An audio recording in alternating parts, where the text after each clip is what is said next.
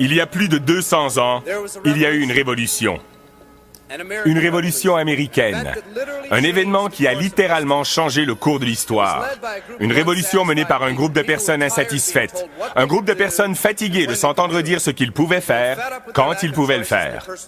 Ces personnes en avaient assez de leur manque de choix et de liberté personnelle. Ces gens en avaient assez d'être contrôlés par d'autres. Ils en avaient assez d'être opprimés, assez d'être manipulés, et ils ont eu le courage de dire « ça suffit, je ne vivrai plus comme ça ».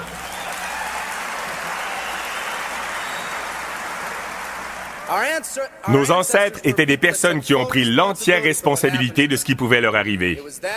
C'est cet esprit qui a enflammé le pays et formé ce qui est maintenant un géant dans le monde libre. Laissez-moi vous poser une question. Où est cet état d'esprit aujourd'hui? Le temps est venu pour une autre révolution. Laissez-moi vous expliquer pourquoi l'une des lois de l'univers s'appelle la loi de l'utilisation. Elle dit simplement que vous perdez tout ce que vous n'utilisez pas. Le manque d'utilisation cause la perte, la dépréciation. La foi inutilisée s'estompe. Si vous n'utilisez pas vos compétences, vous perdez ces compétences. Si vous n'utilisez pas votre liberté, vous perdez votre liberté. La liberté ne vient pas automatiquement. Elle ne se transmet pas de génération en génération comme un héritage, mais elle doit être obtenue chaque jour. Au début du siècle, en 1900, moins de 10% des personnes travaillaient pour le gouvernement ou une tierce personne. Plus de 90% étaient des travailleurs autonomes. Nous étions indépendants. En 1980, seulement 80 ans plus tard, plus de 90% d'entre nous travaillaient pour une tierce personne ou le gouvernement et moins de 10% d'entre nous étaient autonomes. Nous avons évolué de l'indépendance vers la dépendance. Des personnes qui ont pris l'entière responsabilité de tout ce qui leur arrivait vers des personnes qui deviennent talentueuses et expertes dans l'art de blâmer les autres pour leurs problèmes.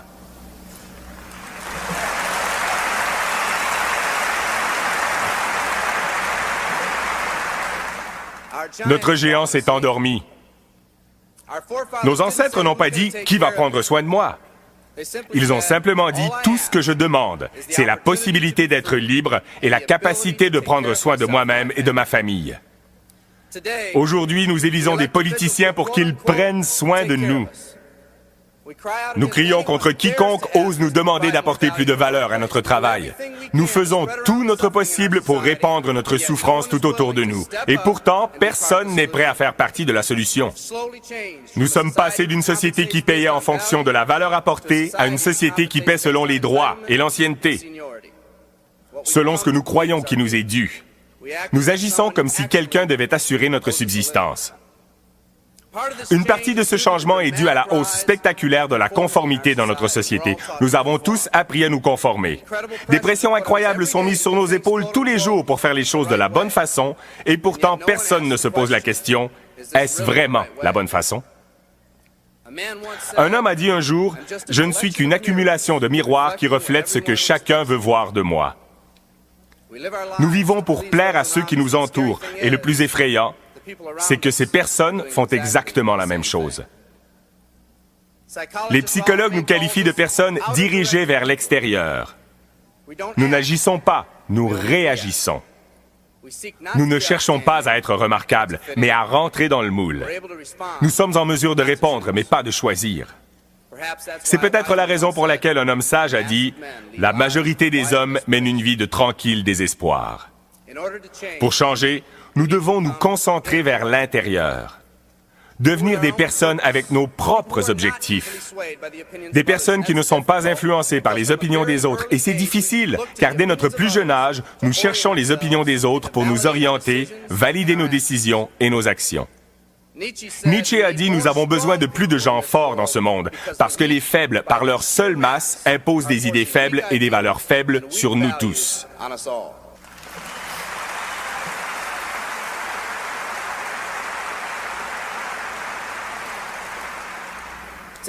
Les changements sociaux et économiques d'aujourd'hui réveillent ce géant endormi.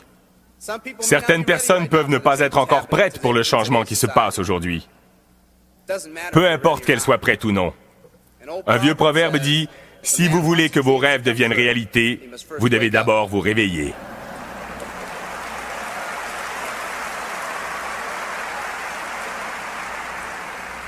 Je suis pour ma part heureux de ces changements radicaux dans notre société parce que je crois que dans cette crise se trouve l'esprit d'indépendance qui autrefois propulsa ce pays. Certains d'entre nous sont enfin prêts à changer. La délocalisation de notre main-d'œuvre a forcé beaucoup d'entre nous à chercher quelque chose de mieux. Faire circuler des produits et des services, c'est notre affaire, notre but. Mais ce que nous devenons en poursuivant cet objectif est quelque chose de beaucoup plus important. Il s'agit de raviver cet esprit d'indépendance qui aura plus de valeur sur le long terme.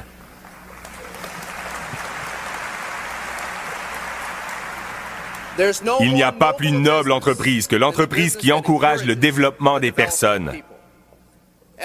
Chaque organisme vivant a une seule obligation dans la vie, réaliser la pleine mesure de ses possibilités. Les glands deviennent des chênes et les chiots des chiens. C'est tout ce qu'on leur demande. En tant qu'être humain, accomplir notre mission est beaucoup plus difficile. Contrairement à toute autre créature vivante sur cette planète, vous avez le choix. Vous n'allez pas pousser comme un arbre. Vous allez vous développer de la façon dont vous décidez et choisissez de croître. Quand une personne choisit de vivre, deux choses se produisent. Premièrement, accepter la responsabilité de sa vie prend une toute nouvelle signification. Accepter la responsabilité n'est pas quelque chose d'imposé, mais quelque chose qu'ils ont choisi. La deuxième chose qui se passe est que la discipline imposée est remplacée par l'autodiscipline. Ils acceptent cette discipline non pas parce qu'elle est imposée, mais parce qu'ils ont eux-mêmes choisi ce qu'ils veulent faire de leur vie. Tout comme lorsque les hommes et les femmes, privés de leurs droits il y a plus de 200 ans, en ont eu assez et ils ont dit qu'ils n'allaient plus vivre comme ça un jour de plus. Une autre révolution est en marche. Elle ne vient pas seulement des Américains, mais de personnes du monde entier.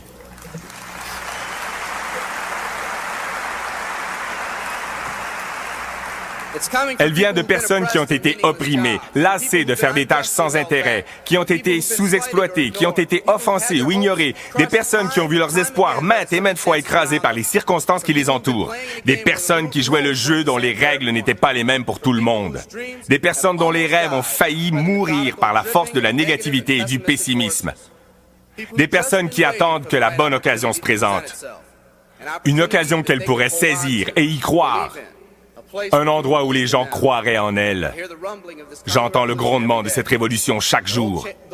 Les règles changent et la société est enfin prête pour ce changement. Les gens essaient de vous convaincre de ne pas vous lever.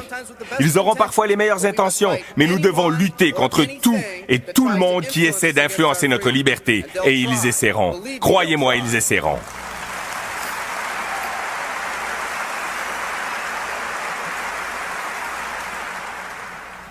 Ils vont essayer de vous proposer leur route, de vous décourager, de vous distraire.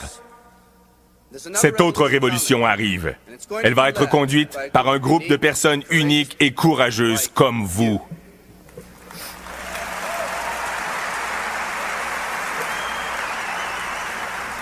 Des personnes qui en ont assez de leur quotidien, des personnes qui veulent atteindre le sommet de la montagne. Et si quelqu'un vous dit que vous ne pouvez pas monter cette montagne, que vous n'avez pas d'expérience, dites-leur « Je vais au sommet ».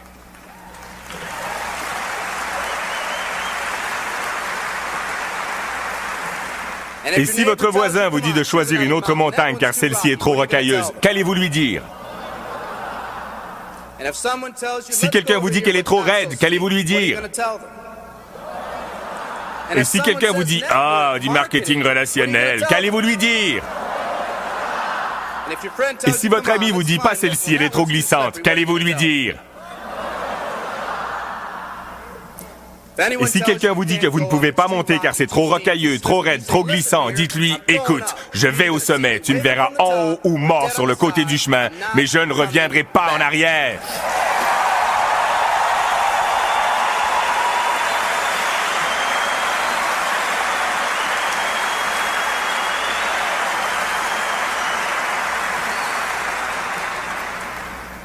Cette attitude de faire ou mourir entraîne quelque chose. C'est comme si le destin, le temps et les circonstances se rencontraient et se disaient « Écoutez, il dit qu'il le fera ou qu'il mourra. Autant le laisser faire. »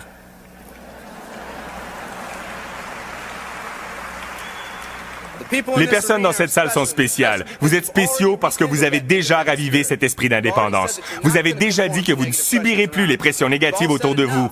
Vous avez dit « assez, je ne veux plus vivre comme ça ». Vous êtes les personnes qui veulent créer de grands objectifs et des aspirations pour vous et vos familles.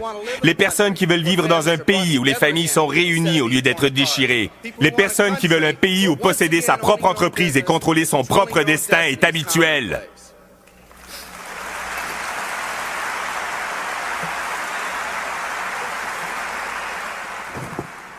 Vous êtes les personnes qui veulent un pays où chaque homme, chaque femme et chaque enfant est traité avec le même respect et la même dignité.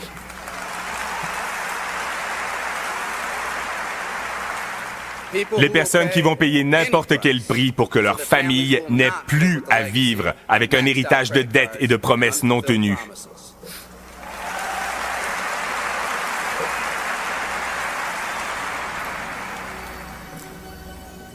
Aujourd'hui, nous sommes à la genèse d'une nouvelle révolution que des personnes comme vous et moi allons conduire.